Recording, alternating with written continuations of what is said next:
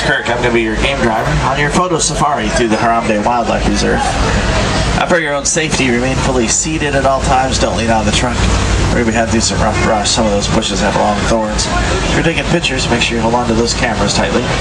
The Harambe Wildlife Reserve does not allow us to stop and pick up cameras or anything else that might fall out. If you look up above, you see a wildlife spotting guide to help you identify some of the animals we might see out here in the reserve. I'll try and point them out to you and tell you something about them.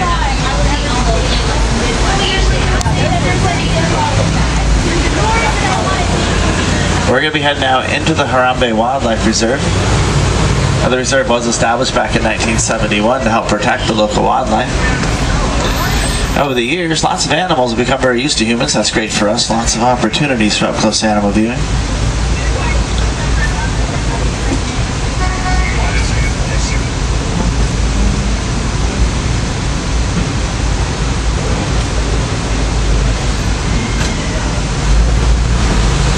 And we're heading into the Little Aturi Forest. Keep your eyes open. A lot of animals here in the forest have natural colors and markings help them blend in with their background.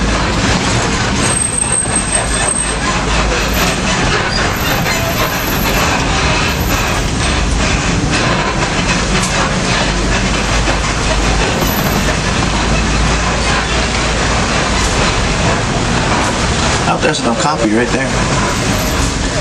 An okapi has stripes on their legs. Some people think it looks like a zebra, but that's an okapi. It's actually part of the giraffe family. They're very shy and reclusive. They weren't even discovered by the Western world until about 1901. Beautiful animals.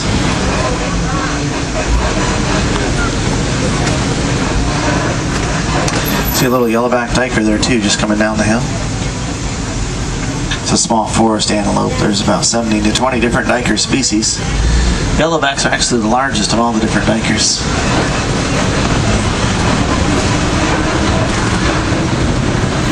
Now, watering holes like these are important gathering places for animals, and it's usually the best chance to see some of the rare species like the black rhino. Hundreds of thousands of black rhinos have been killed for their horns, and today there's only about 4,000 to 5,000 black rhinos left here in Africa.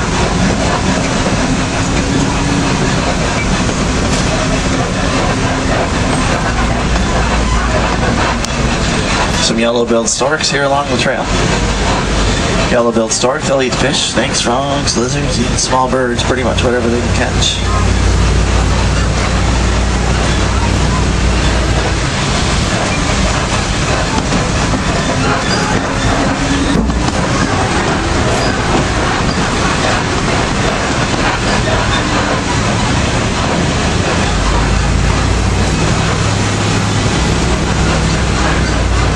Oh, right there, that's a greater kudu.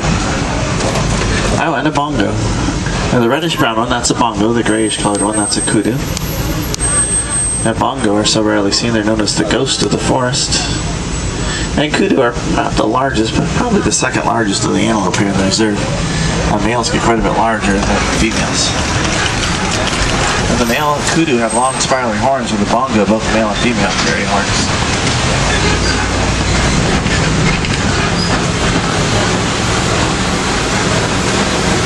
We're going to head up along the Safai River. Keep your eyes open. Almost all I see hippos along the river. Hippo calves, they weigh about 85 pounds at birth, but a male hippo that took the scales at around 5,000 pounds. Oh, I see some hippos right there. They can stay submerged for about 5 to 8 minutes at a time.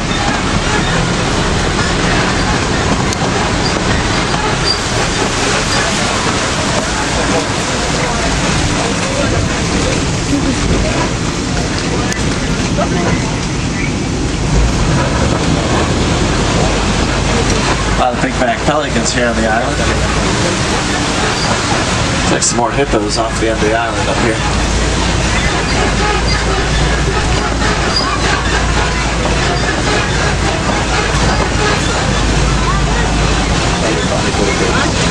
Lots of hippos.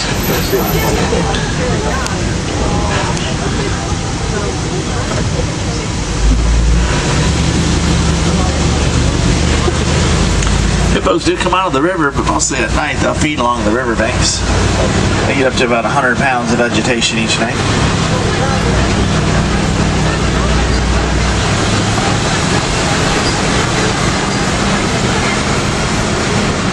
Oh, look down there, there's some crocs.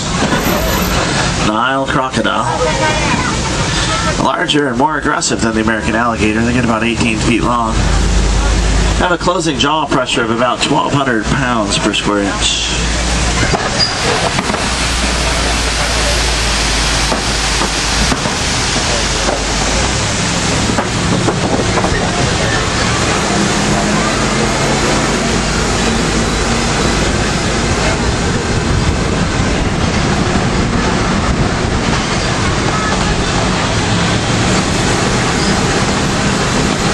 We're leaving the forest, we're going to head out to the open savanna. It's a completely different ecosystem with different plants and animals. Then we'll make our way towards elephant country. Speaking of different, check out the big tree here. That's an ancient baobab tree. That's been told it's over 1,000 years old. Some people call them upside down trees because it looks like the roots are sticking up in the air. Only have leaves about 3 months out of the year.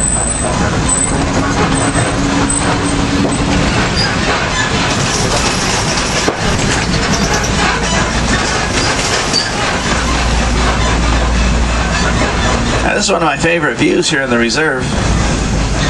Now, the savanna is part of the Serengeti grassland system. It stretches for hundreds of miles across East Africa. It's a superhighway for millions of migrating animals like zebra and wildebeest. And it's home to some of the more famous animals like lions and elephants. And it's all part of the wild Africa we're working so hard to save.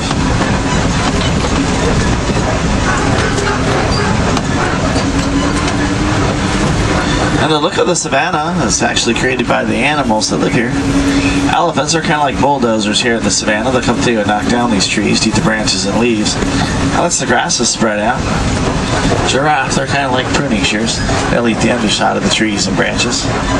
That's more sunlight in so the grasses can grow.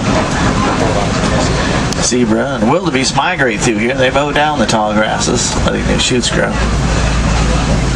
In a balanced natural ecosystem, there's enough food for everyone.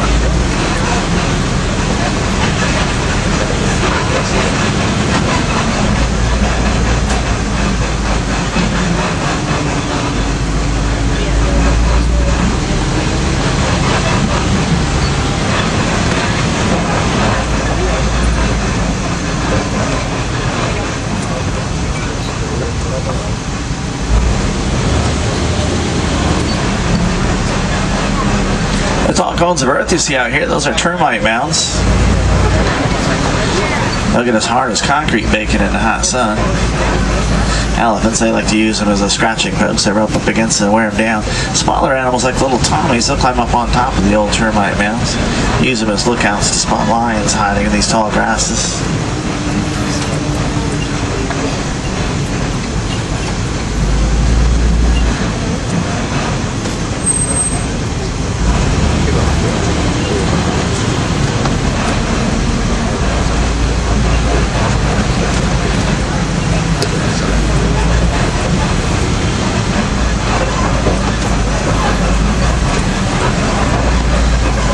Very lucky to see two types of giraffe here in the reserve. The one up ahead is actually a reticulated giraffe, probably the most common of the giraffe species. Reticulated comes from a Latin word, reticulata, which means net, refers to the net-like pattern on their coats.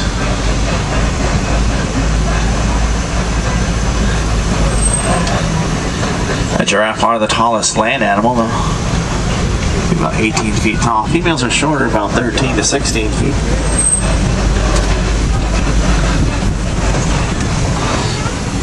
A baby giraffe, they'll be about 6 foot tall when they're first born.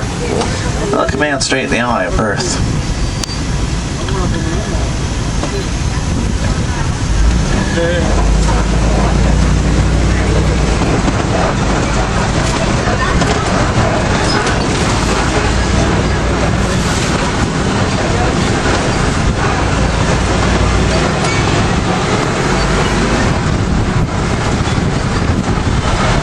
Up ahead, there's some Patterson eland. We're going to get a really close look on both sides. Eland are the largest antelope. Male eland, they'll be close to 2,000 pounds, almost 6 foot at the shoulder.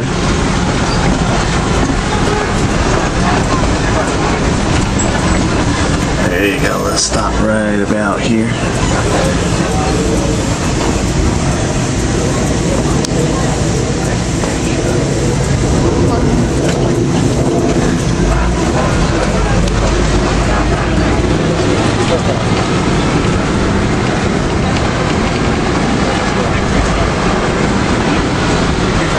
Hey, wildebeest right here in the bush.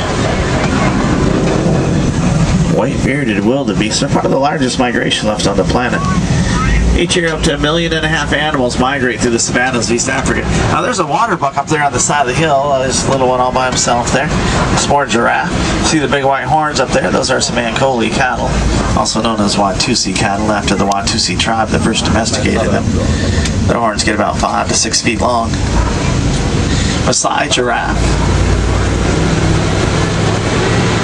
Have a very jagged edge on their spots. We'll move up here so we get a better look.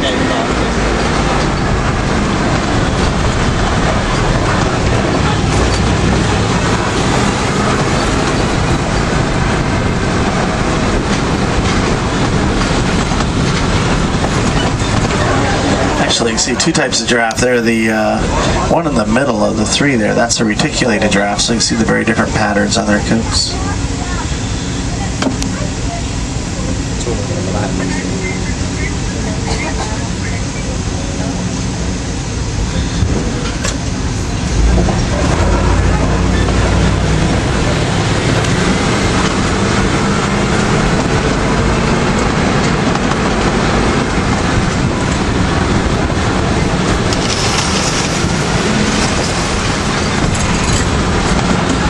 Oh, there's some mandrills just over between the rock and the bushes there. A big one and a couple smaller ones there. Mandrills are the largest monkeys here in Africa. Males like that get almost 100 pounds. Also the most colorful monkeys. They have very distinct red and blue markings on their face.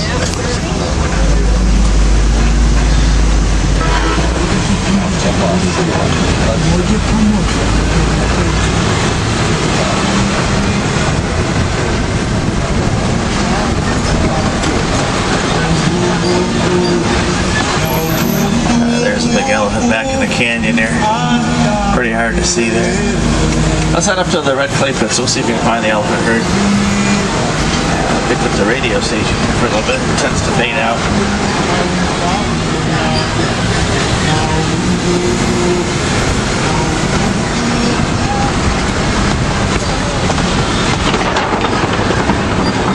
Get across this whole bridge, we'll be almost to the red clay pits.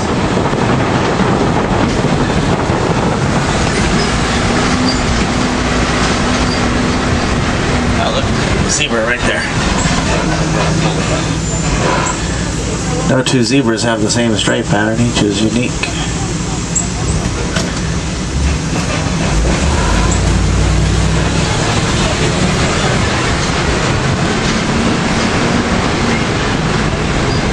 Looks like there's been a lot of elephants through here. You see the tusk marks, even some footprints in the soft clay.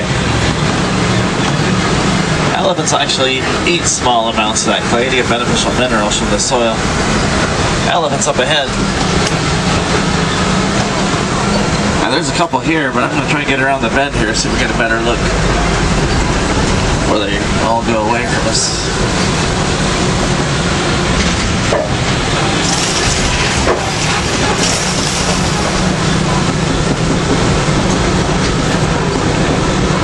There's a little one there, a couple right here in the mud. Look at that. Go up a little bit more. We can see that little one back behind us there. Hold on, wait for it. Right there we go. Look at the little baby one there. Oh, that's great. Calves stay with their mothers a long time, about 13 to 15 years. Little one, he wants to get in on the fight. Oh wait, look, he went right under the water. That one's probably only about a year old. Look, here comes mom. Worried about what's going on.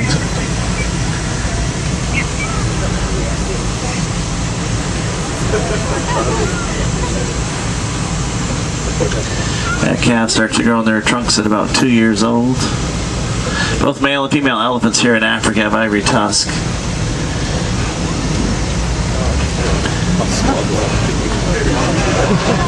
Here in Harambe, scientists are studying the vocal communication of elephants. Look at the Ankoli cattle off to the right side, giraffe going away from us.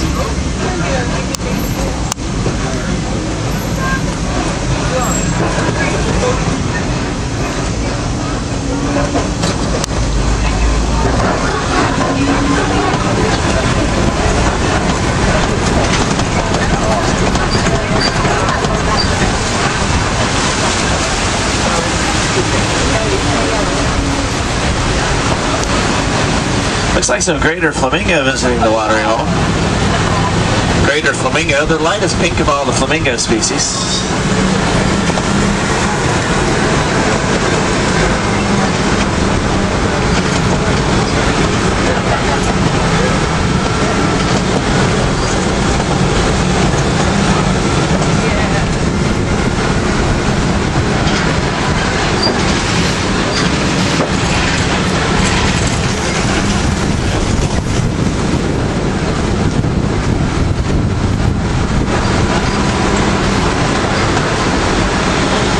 See some markings around these trees. Looks like some footprints here too. You can see the big three-toed footprints in this dirt there. Good place to look for white rhinos. White rhinos are one of Africa's greatest success stories. They were hunted almost to extinction for their horns. And thanks to anti-poaching laws and conservation efforts, white rhinos are almost back to sustainable levels.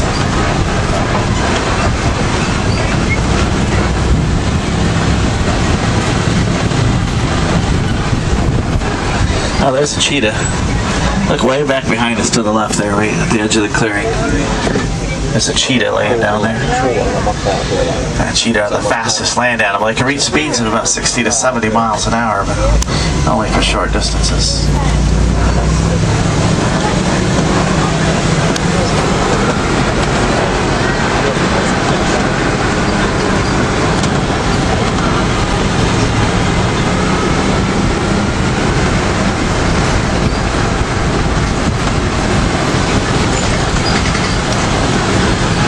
Here up ahead here, we'll call that the Kopi Rocks. That's a good place to look for lions.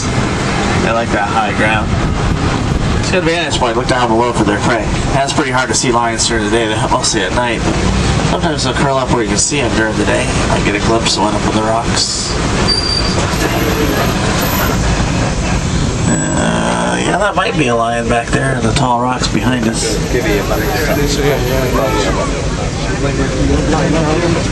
Looks like maybe a female lion there. Female lions hunt cooperatively in groups called prides. White and brown animal there, that's a scimitar horned oryx. Get their name from the shape of their horn, shaped like the Middle Eastern sword, the scimitar.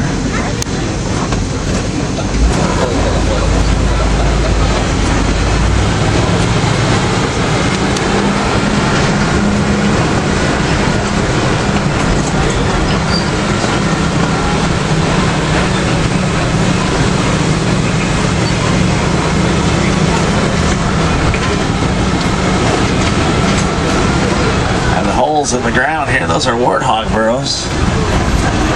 There's a big warthog right there. They'll back into their burrows and expose their tusks. They can fend off almost any predator.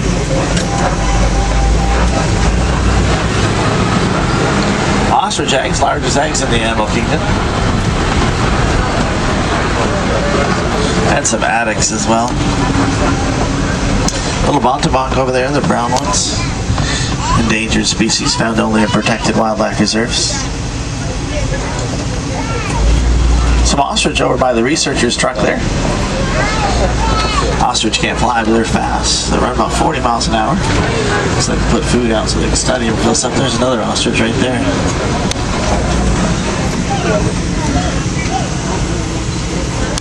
Looking for bugs.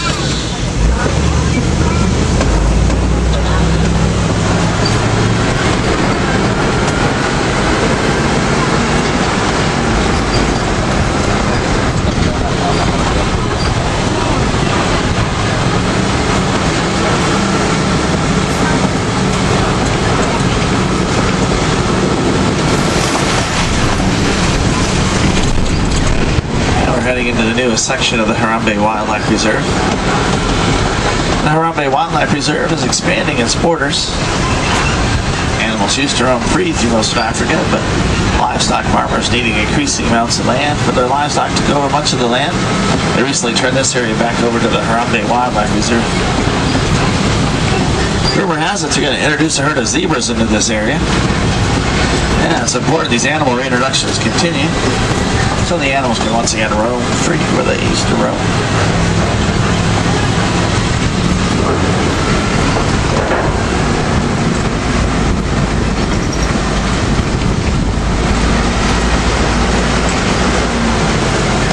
Poaching used to be a continuous threat here in the Harambe Wildlife Reserve, but recently the threat of poaching has been removed. Poaching is still a serious threat in other parts of Africa.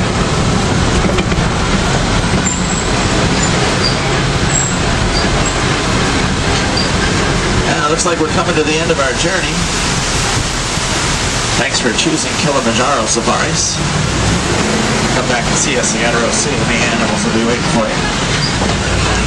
If you're looking for more up-close animal encounters, check out the Bengani Forest Exploration Trail. Lots of opportunities for up-close animal viewing. Hey, looks like this is our stop. Check those net bags. Take everything you brought with you. Here in Harambe, we don't like to say goodbye. We say Kwaherini. That means go well. So Kwaherini, everyone. Have a great day in Harambe. Enjoy the rest of your stay here in Africa. Watch your hands when the doors open and watch your step. And hold. Jump.